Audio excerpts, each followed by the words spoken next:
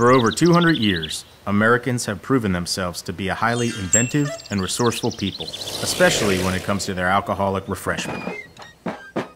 During the Revolutionary War, when the British forced us to buy high-priced sugar from the Caribbean, we switched from making rum to making rye whiskey.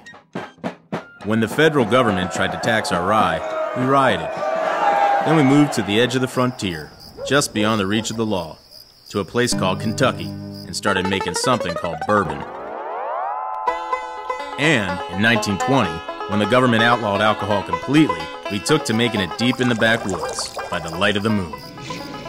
We even invented a new sport dedicated to outrunning the law. Of course, they made alcohol legal again, like it ought to be, just as the Great Depression set in. And that brings us to the point of this history lesson. During the dark days of the Depression, people were still thirsty, but they couldn't afford much of anything to drink, let alone fancy cocktails. American ingenuity devised a tasty treat, once popular, now long forgotten, called Spodee. No one knows for sure exactly why it's called Spodee, or even where it came from, but what it was this.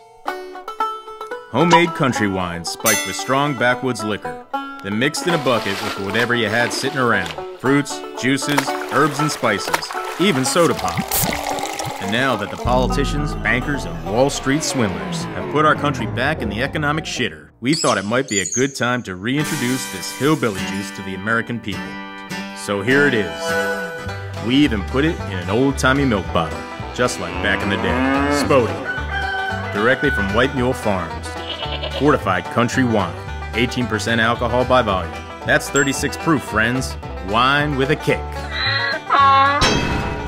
Drink it straight up, on the rocks, or in a big glass mixed half and half with cola. That's what we call Spodee and Sody. Yep, mixing wine and soda pop. And from what we hear, Spodee and OJ is a real treat. Spodee, it's time to wine and shine. Produced and bottled at America's oldest winery, Washingtonville, New York.